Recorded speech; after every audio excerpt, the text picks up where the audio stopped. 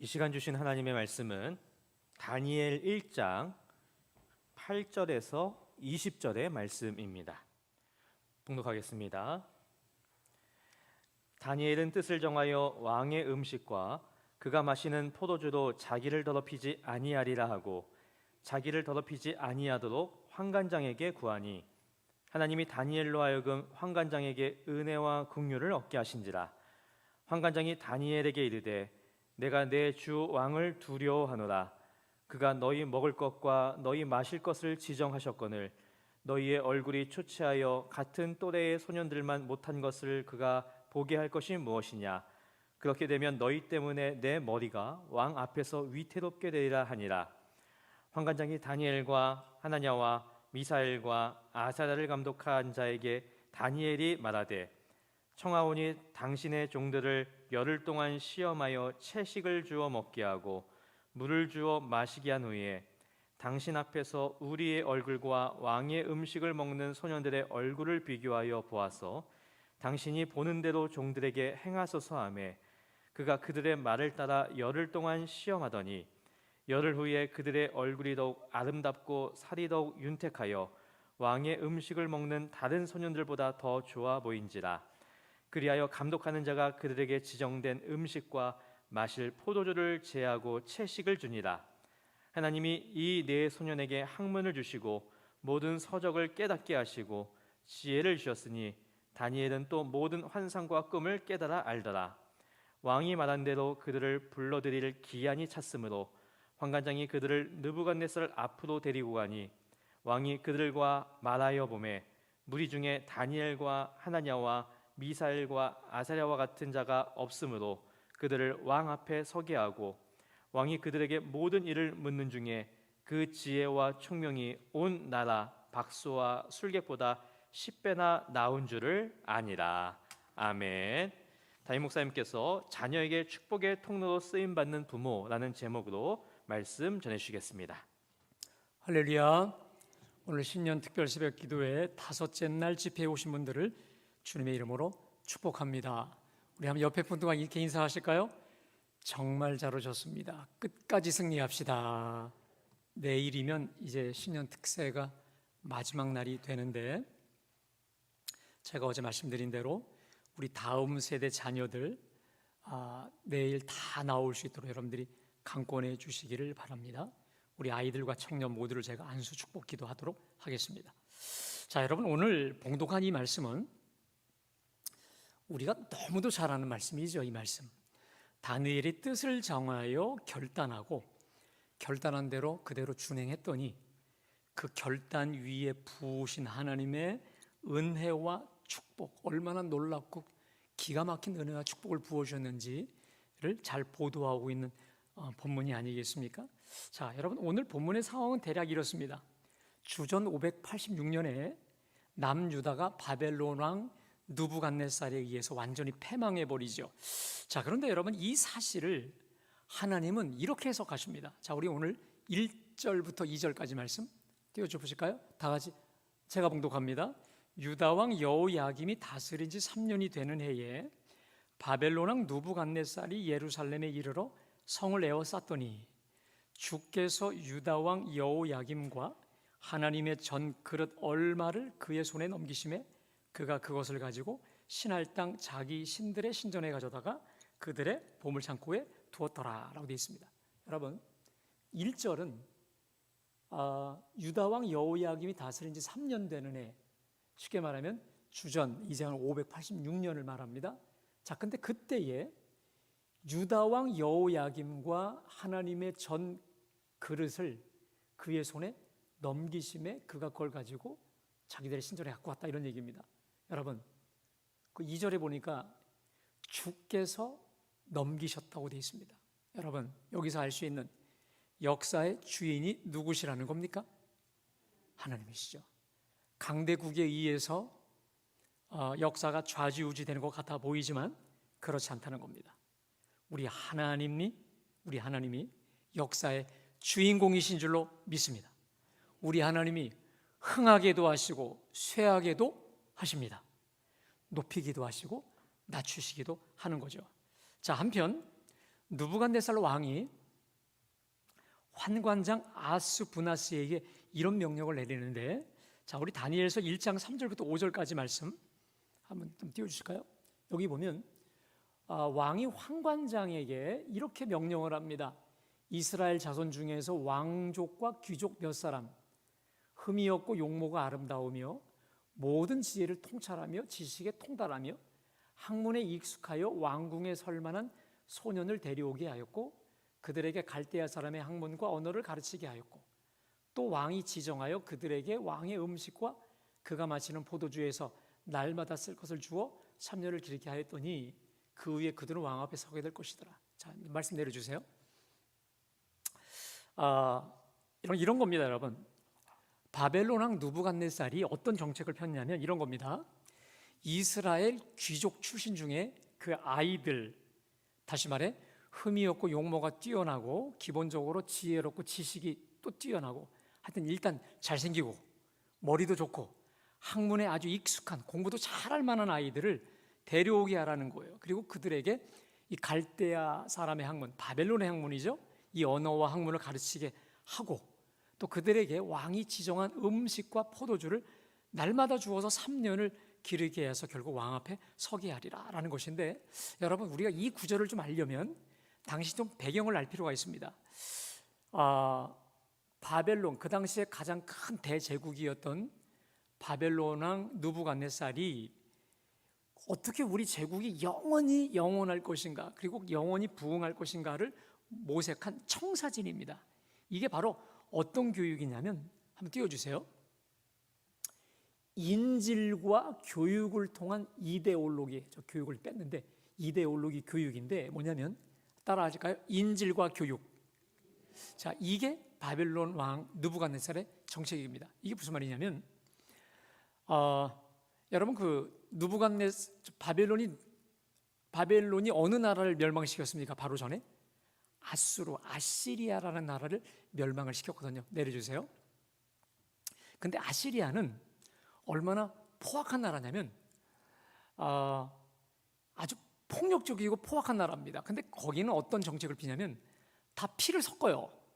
자기네 나라 사람들 또 포로 민족들하고 다 이 피를 섞어서 민족을 말살시키는 아주 잔인한 정책을 핍니다. 자, 그런데 이 바벨론 왕 느부갓네살이 가만히 보니까 아수르의 수명이 별로 길지 않아. 그리고 자기가 수백 년 동안의 모든 전쟁의 역사를 보니까 그게 아니다. 죽이거나 이런 게 아니라 일단 인질로 데리고 온다는 거예요. 특별히 아주 똘똘한 아이들을 중심으로 인질로 데리고 와서 인질 그리고 교육입니다. 교육을 시켜서 이데올로기화 시키는 거예요. 완전히 뼛속, 그러니까 몸뿐만 아니라 뼛속 깊이까지도 바벨론 사람으로 바꾸어 버린다는 거예요. 그러면 설령 우리나라가 망해도 걔가 본국으로 돌아가도 걔는 겉은 유대인이지만 뼛속 깊이 어느 민족이죠?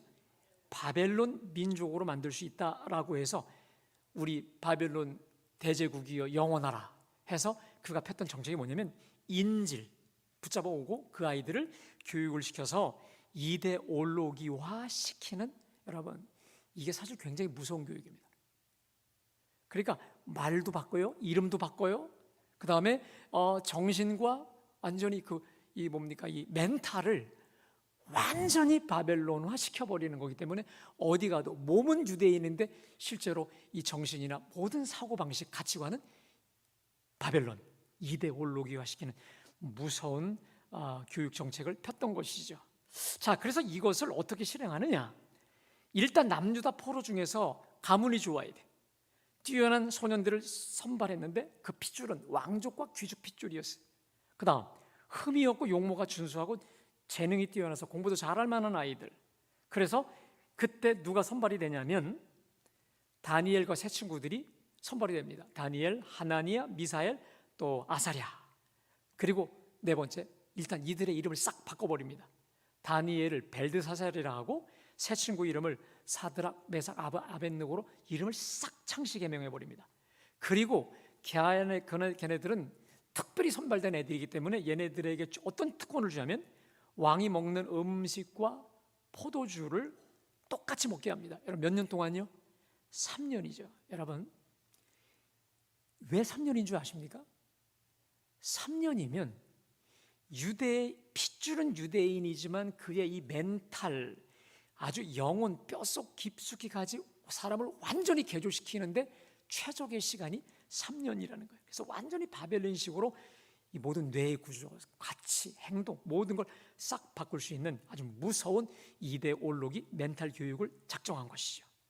자, 이에 다니엘과 세 친구가 어떻게 했을까? 자, 8절이에요. 한번 다 같이 봉독합니다. 시작. 다니엘은 뜻을 정하여 왕의 음식과 그가 마시는 포도주로 자기를 더럽히지 아니하리라 하고 자기를 더럽히지 아니하도록 환관장에게 구하니. 자, 여러분, 말은 그냥 다니엘로 나왔지만 다니엘과 세 친구 네 명이 뜻을 정한 건데, 여러분, 다니엘이 뭘 정했다? 뜻을 정했다. 여러분, 근데 그 뜻이 뭡니까?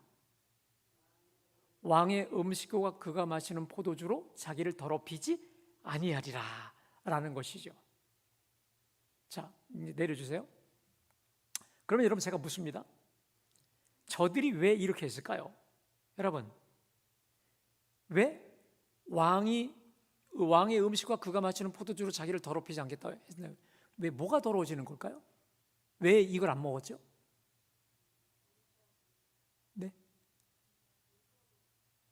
네. 이들이 붙잡았던 말씀이 뭐냐면 레위기 11장을 붙잡았던 거예요. 레위기 11장. 레위기 11장에 보면 정한 짐승과 부정한 짐승 이 얘기가 나오죠. 그렇지 않습니까? 이 동물은 부정한 짐승들, 이 짐승은 정한 짐승, 이 구분이 명확하거든요. 근데 여러분 생각해 보세요. 바벨론 사람들이 그들에게는 정한 짐승, 부정한 짐승이 차이가 있나요? 다시 말하면 그 음식에, 왕이 먹는 음식에 요것은 쟤네들이 잘 먹는 거, 안 먹는 거, 여러분 정한 거, 부정한 거 따로 있나요? 없어요. 다 닥치는 대로 먹는 거거든요. 그 중에서 가장 품질 좋은 놈들을 골라서 먹는 거기 때문에 구분이 없는 거죠. 그러니까 왕이 먹는 아무리 최고의 음식이라 할지라도 거기에는 분명히 율법에 의하면 어떤 음식도 나올 수 있다? 부정한 음식, 짐승들의 그것이 엄청 부지기수로 나올 것이라는 것이죠. 특별히 이 고기와 관련해서는요, 그 바벨론의 신이 마루둑 신이었는데 그 신 앞에 제사를 드리고 왕조차도 그리고 이 고기를 먹는 이 관례가 있었다라고 하는 것이죠. 그래서 저렇게 제사를 통해 나온 저 음식들 내가 먹을 수 없다는 것이죠. 그리고 이 음식들로 인해서 자기가 더럽혀지지 않도록 제발 이 음식 먹지 않도록 해달라고 요청을 한 것이죠. 여러분, 근데요, 이게요 진짜 우리 속된 말로 겁이 없는 요청인 것이죠. 여러분, 이거 지금 누가 명령하고 누가 하사한 음식인가요? 왕이 주는 음식입니다. 다시 말하면 이것은 누구의 어명을 거역하는 걸까요? 왕의 어명을 거역하는 겁니다. 이것은요 그냥 끝내버릴 수 있는, 그냥 끝나는 겁니다. 한마디로 말하면 목숨을 각오하고 부탁을 한 것이죠. 근데 한편 이렇게 생각할 수 있습니다. 여러분, 왕이 먹는 음식과 똑같이 먹는 음식이라면 여러분, 그 음식 어떤 음식일까? 똑같은 고기라도 질이 다른 고기 아니겠습니까? 여러분, 그러니까 소고기가 나와도 어떤 소고기입니까? 최고의 특산품이 아니겠습니까? 바벨론 그 당시에 이 바벨론이 다 모든 나라를 잡았기 때문에 전 세계 그 당시에 가장 최고의 고기, 하여튼 최고 것만 갖다가 먹었을 겁니다. 특별히 포도주도 여러분 일반 포도주가 아니에요. 한 몇백 년 묵힌 기가 막힌 포도주 아니었겠습니까?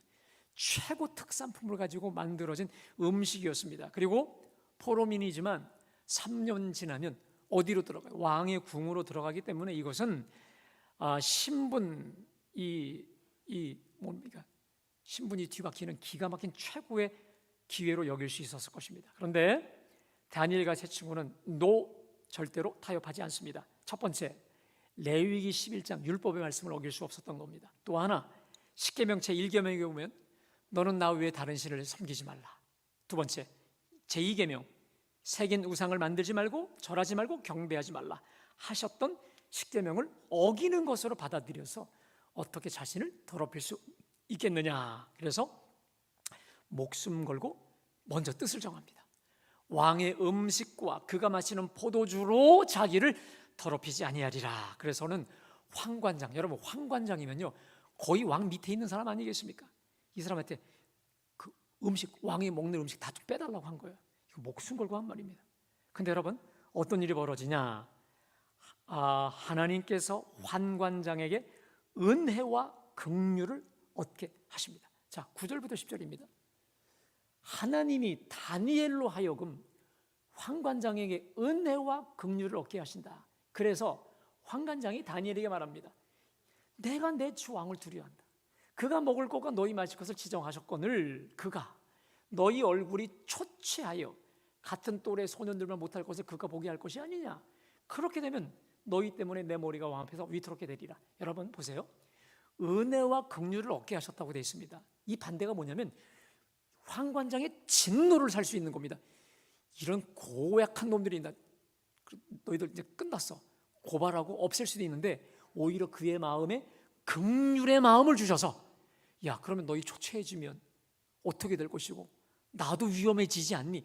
오히려 이 네 명의 아이들을 붙잡고 하소연을 할 만큼 은혜와 긍휼을 얻게 하셨다는 겁니다. 자, 그러자 다니엘이 그러면 제가 감독관님에게 책임을 주고 얘기하겠다 해서 제안을 하죠. 뭡니까? 내려주세요. 열흘간 종들에게 채식을 주어 먹게 하고 채식과 물만 주신 뒤에 똑같은 소년들과 함께 열흘 동안 시험해 보셔서 우리가 채식과 물만 먹었는데도 저들과 얼굴이 더 좋으면 계속 그렇게 쭉 가게 해주십시오라고 아주 건전한 바람직한 창조적 제안을 하죠. 여러분 그 결과가 어떻게 나타났을까요? 다니엘서 1장 15절 말씀 우리 함께 다 같이 1장 15절 있습니다. 시작.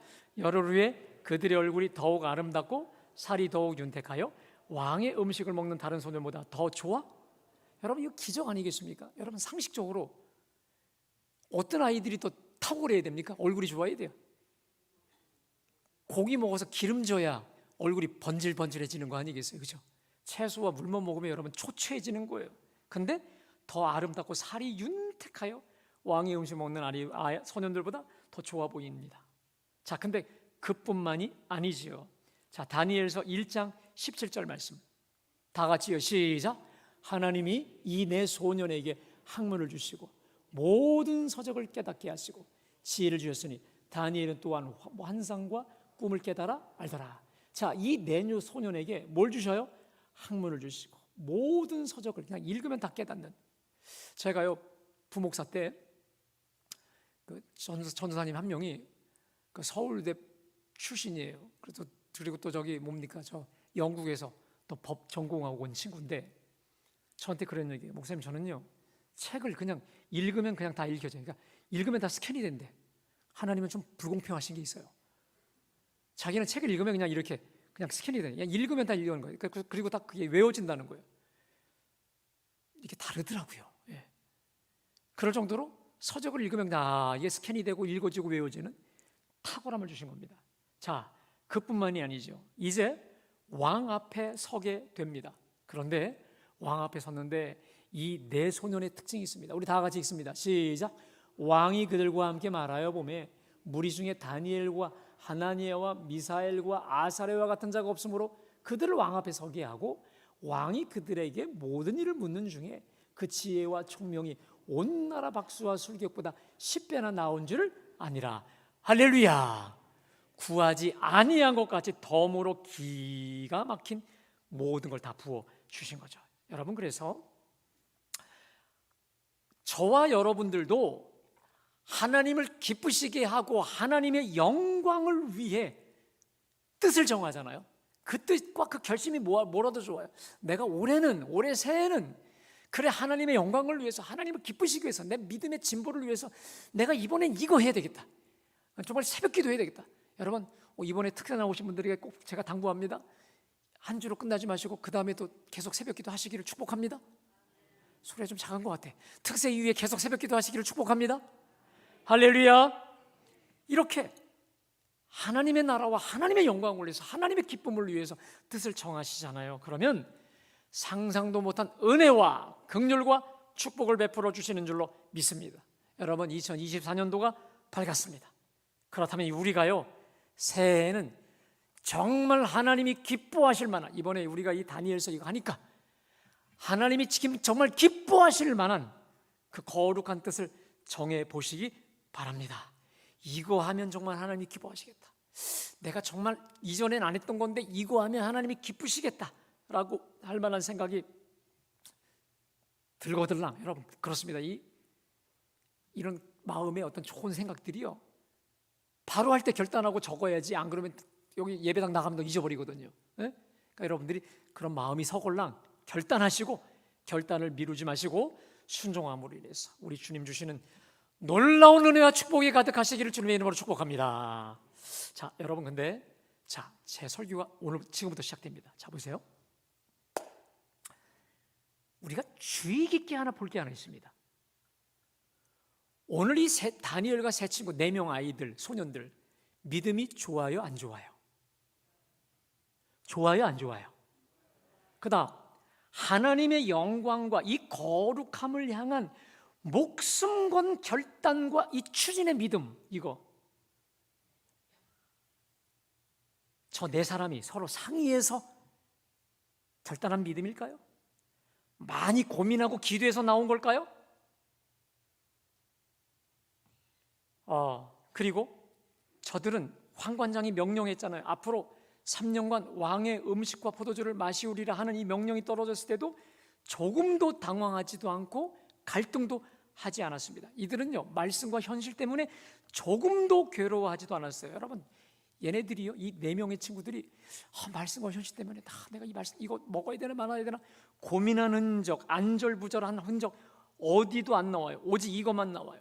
다니엘은 뜻을 정하여 왕의 음식과 그가 마시는 포도주로 자기를 더럽히지 아니하리라 하면서 담대히 저 음식들 빼주시오라고 강하게 요청을 했단 말이에요. 그렇다면 여러분, 저들의 이 믿음은 어디서 나온 걸까요, 여러분? 오케이. 저들의 이 믿음은 여러분, 누구로부터 전수됐을까? 맞습니다. 저들이 바벨론으로 포로로 끌려오기 전 부모들로부터 전수된 믿음이 아니겠습니까? 자, 그런데 저들의 부모들이 지금 살아있는지 죽어있는지 누구도 몰라요. 어떤 이름의 사람인지 몰라요. 성경 어디에도 나와 있지 않아요. 그런데 저들은요, 용모와 실력에 있어서도 엘리트였는데 무엇보다 영적으로 믿음에 있어서 잘 훈련된 신앙의 초특급 엘리트, 다시 말해 신앙 조기 교육에 완벽히 성공한 아이들이었다는 겁니다. 여러분, 다시 말해 포로로 끌려오기 이전에 이미 이스라엘에서 부모로부터 하나님의 율법을 통달하듯이 배웠어요. 이들은 나이가 많아야, 여러분 소년이기 때문에 10대 초등학생이거나 중학생, 많아야 고등학생도 되지 않는 10대 청소년 아이들이었을 것입니다. 이미 포로로 끌려오기 전에 조기 신앙 교육을 끝냈던 아이들이었답니다. 그랬더니 저 거대한 바벨론 한복판에서 누가 뭐래도 설령 왕의 어명이랄지라도 또 좀 이따 지나가겠지만 너희들 내 앞에서 절하지 않으면 7배나 더 뜨거운 풀못불에 다 태워 죽일 거야 할지라도 과감히 아닌 건 아니라고 잘라버릴 수 있는 끝까지 거룩함과 신실함을 지켜낼 수 있지 않았겠습니까? 여러분, 저는요 부목사 시절에 목동에서 살았습니다. 목동 근방에서 살았습니다. 그랬더니 이 목동은요, 여러분 아시겠지만 정말 치열합니다. 이 세상 교육 시키려고 일부러 글로 이사가요. 제가 있었던 교회에서 그 길 하나 건너면 목동이거든요. 그래서 글로 어떤 분들은 막 주소지를 위장하기도 하고 별 그 다 해요. 근데 어떤 때 주로 이사를 가냐면 주로 방학 때. 자, 목적은 한 가지입니다. 좋은 학원 보내서 좋은 대학 보내려고 부모들이 진짜 버는 거 다 거기다 다 쏟아부어요. 일타 강사한테 보내려고요. 한 달에 몇백만 원 그 이상 아낌없이 다 투자합니다. 정말 뼈 빠지게 수고한 거 애들 좋은 학원, 좋은 대학 보내려고 눈물 겹도록 애쓰고 힘쓰고 고생합니다. 자, 그런데 여러분, 우리가 세상 교육에는 그렇게 온몸과 영혼까지 다 갈아서 투자하고 애를 쓰는데 정작 우리 자녀들의 신앙교육 얼마나 투자할까? 얼마나 애를 쓸까? 학원 때문에 주일날 교회 빠지는 건 부지기수예요.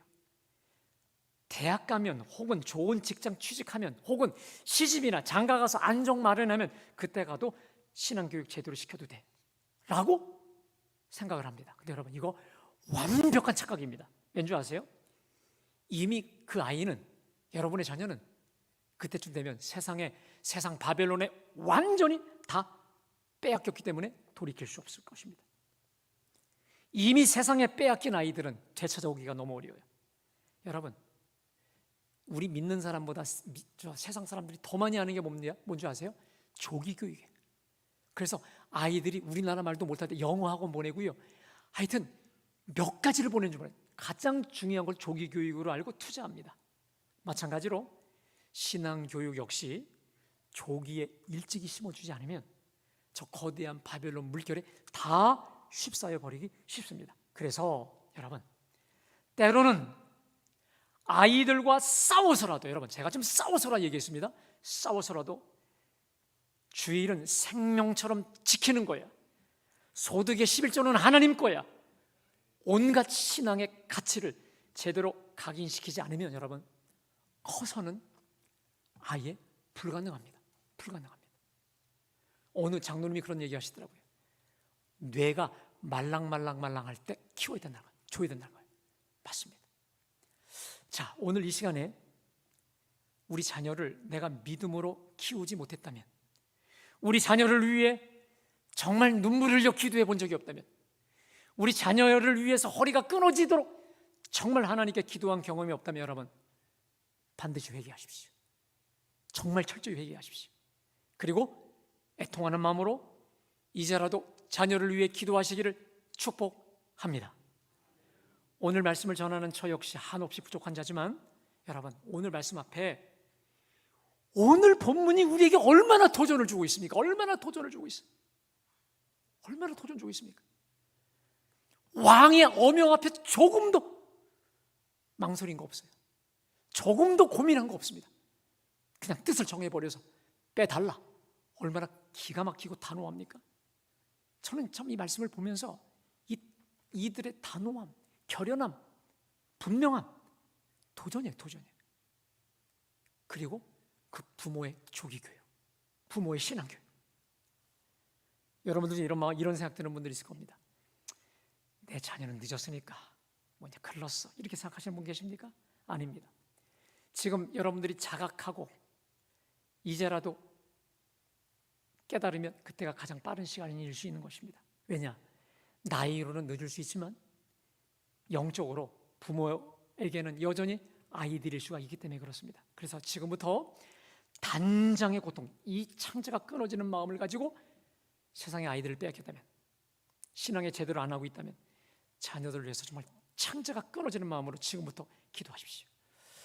우리 교회 어느 장로님이 저번에 저한테 그런 간증을 하신 적이 있었습니다. 당신의 자기 아내가 둘째 딸인가요? 그 딸을 위해서 1000일 동안 작정기도, 여러분 거의 3년이죠. 1000일 동안 작정기도하여서 우리 둘째 딸을 위해서 기도했다는 거예요. 근데 얼마나 하나님이 형통한 길로 인도해 주는지 모른다. 제가 간증한 걸 들었습니다. 여러분, 제가 그때 그 간증을 보면서 이런 생각이 들었습니다. 세상에는 공짜가 없다라는 것이죠. 사랑하는 여러분, 이제라도 자녀의 영적인 것을 위해 투자하시기를 축복합니다.